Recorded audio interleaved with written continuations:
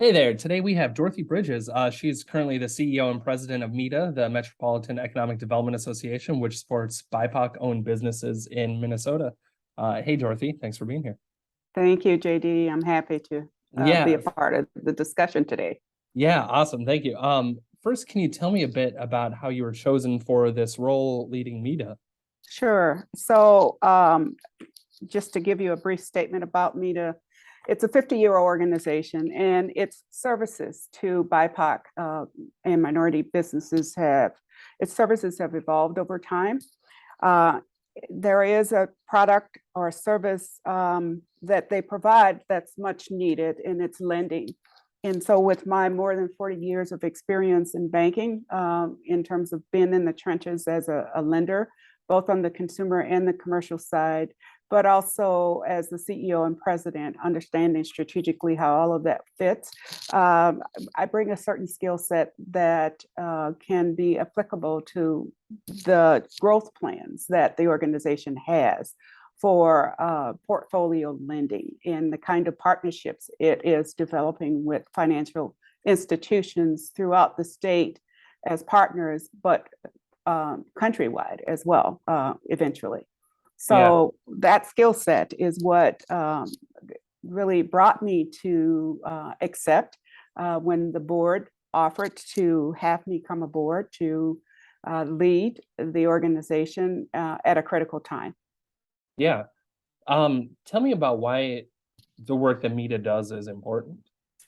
Yeah, so over the course of the 50 years that Meda has been in existence, we've learned a lot in terms of what is needed for businesses, not just conventional businesses, but for BIPOC-owned businesses, what is needed for businesses to not only start, but to survive and to grow.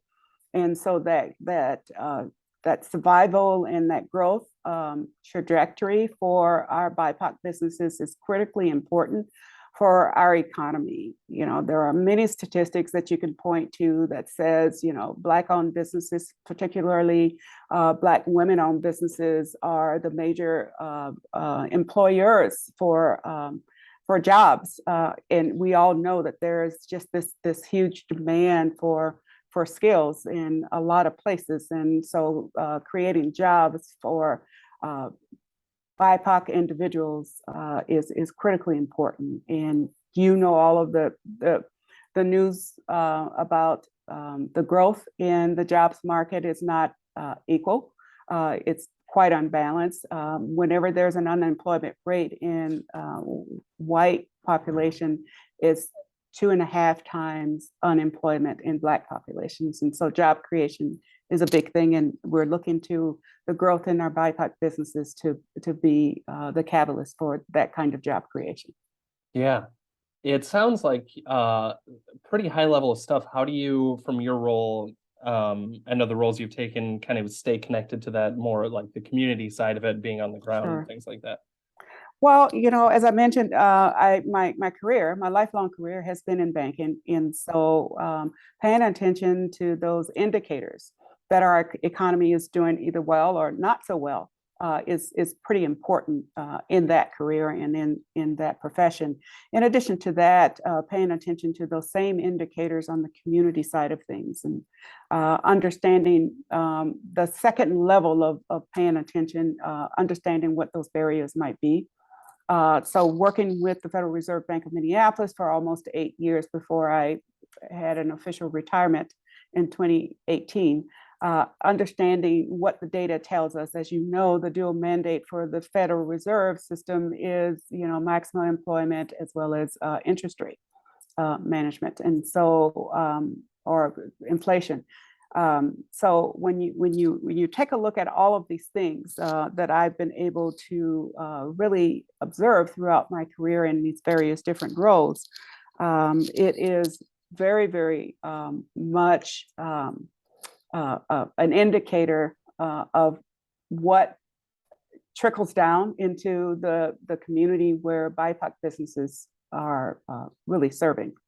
And economic development in most of our communities where BIPOC businesses tend to to live and to grow is not on par with some areas of our local economy. And so the experience that I've gained from these other positions, being on the board of U.S. Bancorp, being an executive at the Federal Reserve Bank of Minneapolis, one of the stalwart researchers in the country. Yeah. It has afforded me a chance to really dig deep into that information and Yeah. use it for this purpose.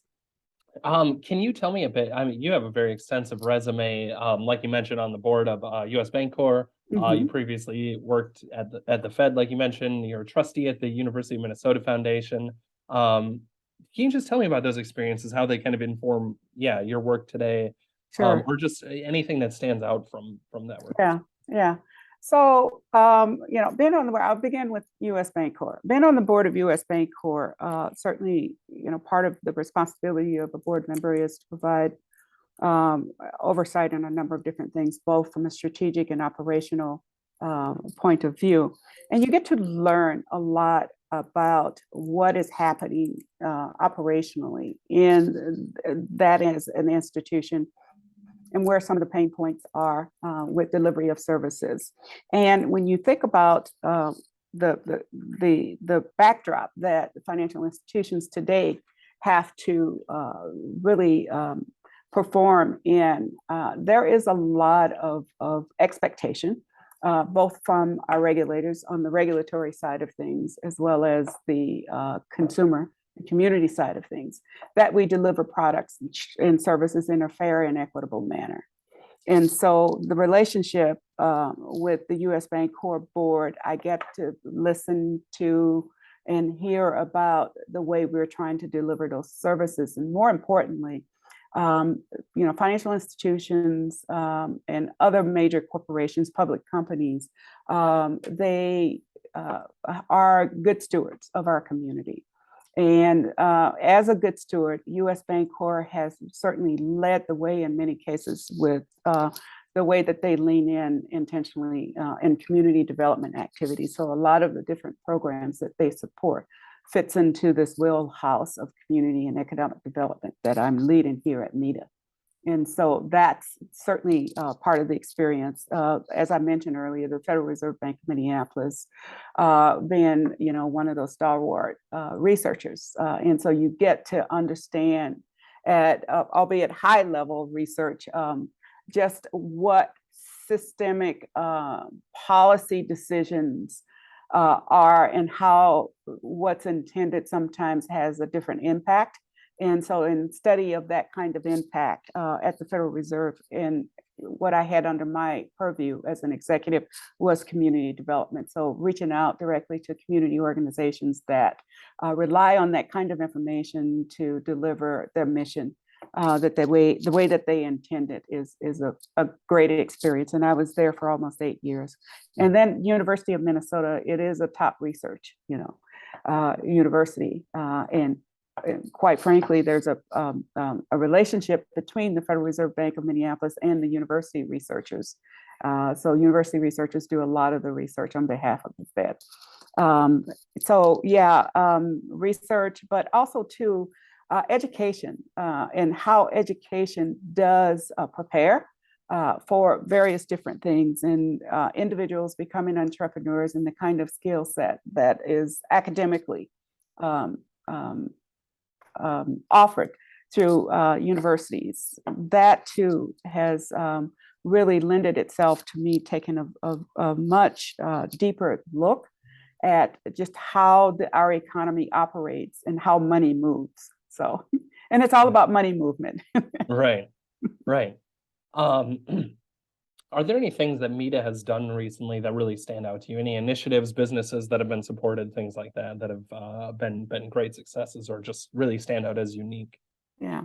So, I'll start with this statement. I think oftentimes the way that we sometimes address issues and pain points is in a silo approach, right? So what they need is technical assistance. And so we put money into this field to provide technical assistance. And then on another occasion, what they need is access to capital. So we put a good deal of money into, providing access to capital. What they need is, a supplier or procurement. And so we put a lot of money there. What Meda does that I think is really something that needs to be leveraged is it provides all of those services here in this organization. And so it is not just about, identifying that one specific thing, but to take a holistic view of businesses, BIPOC businesses, to determine where those pain points are, deliver those services, but not stop there to say, okay, let's go on this journey to determine what would you need that we have that will make you a more successful, more sustainable business. And so that holistic view that we have, I think, is quite impressive, and leveraging that is really what we are all about here. Yeah. Meda is a community development financial institution, right? It is. Have you noticed a growth in CDFIs in the past couple of years? Or So, yeah, go ahead. Yeah, I think growth has been incremental because it had such a 25 CDFI fund has been around for 25 years. And you have any number of different organizations that are CDFIs, including financial institutions. And so when you think about the growth of CDFIs, I was intimately engaged as a CEO and president of a community bank in Washington, D.C. And in fact, it was one of the first CDFIs on the scene. And the things that I learned from my time at that financial institution is just how critically needed CDFIs are across the country, whether we're in an urban setting or in a rural or suburban setting. And the pool of CDFIs are quite diverse. There are over 1,300 CDFIs, and they are in all 50 states of the country. Some deliver technical assistance and provide those non-capital, non-lending access to their services. Some are financial institutions, and some are like Meda, where we try to be that holistic approach for businesses, for BIPOC businesses especially.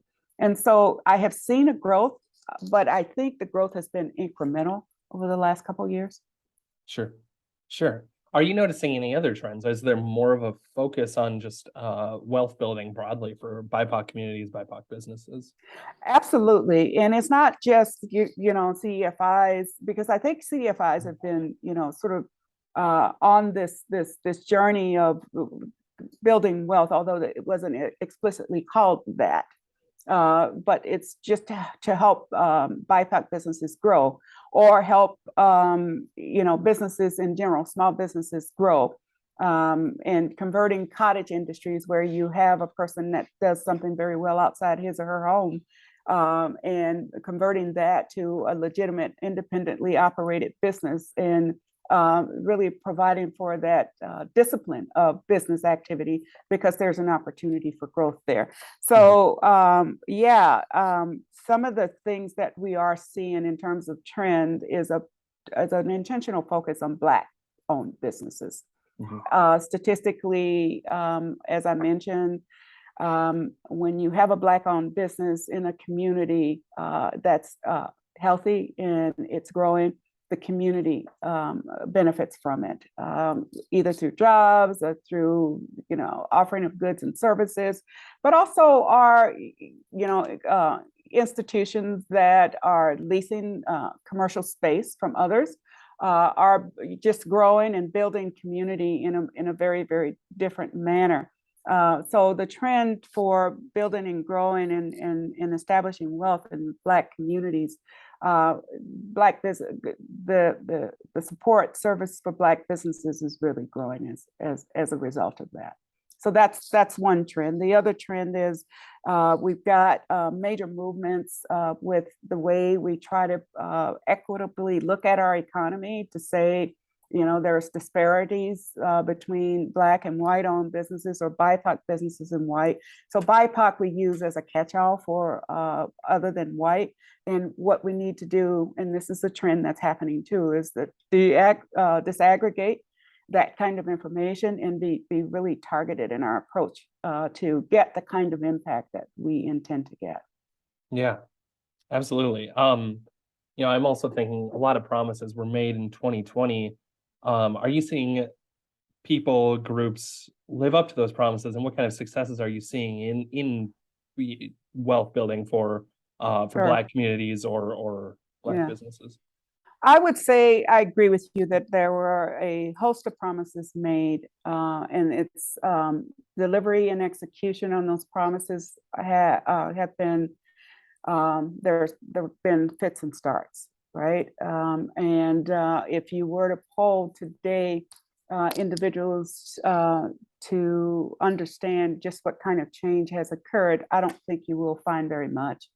And so I think what we were missing in that is intention and the fact that it was going to be a long haul. This wasn't a sprint kind of event. This is a journey and sticking to it. And sometimes the reason that things don't occur is because the system is designed for it not to occur. And so systemic change is going to be something that has a longer process and a longer time frame. Certainly, you can look at isolated places where there has been a delivery on a specific, albeit narrow, circumstance. That's not the case on a wholesale level. And so what we are needing and requiring and expecting is that people are intentional about seeing that kind of change happen in a sustained way. I happen to be involved in what is called the Groundbreak Coalition, and this is an entire effort that for over a 10-year period of time, a group of concerned citizens have gotten together under the leadership of Tanya Allen of McKnight Foundation to deploy capital in our BIPOC communities in a couple of different areas. So $2 billion over the next 10 years is what the goal is, right? So that's long term. Generally, when we look at these issues, we look at it as a one event and we did it and we're moving on to the next thing. Right. So over 10 years, $2 billion in the area of housing, both in terms of affordable rental and home ownership, small business growth, Black and BIPOC entrepreneurship, and commercial development in our BIPOC communities. So those are the 4 pillars of Groundbreak Coalition work. And so Meda is, squarely engaged and involved in those efforts. Yeah. Awesome. Dorothy, I'm not sure I have any other questions. Is there anything you want to add that I didn't ask about? Well, as I mentioned, a little bit about Meda as an organization. It's a 50-year-old. It was formed in 1971. And ironically, it was formed because of lack of access to capital for minority businesses and minority individuals who wanted to start businesses. And, a lot of the things that were discussed then are discussed now. Mm-hmm. And right. So you might wonder just why aren't we making any traction? And I think a good deal of it has to do with the way that we went about it. If you're treating a specific symptom in healthcare, you probably will treat the symptoms, but you don't know what the source, the original source is. And so what we're doing is we honestly believe this time is different. And so we're having to look at the complete picture versus, symptomatically. Yeah. Mm-hmm. That's really great. Well, hey, thank you so much. I really appreciate you taking the time to talk. Absolutely, JD. And thanks for having me. Yeah, of course. Take care. Take care.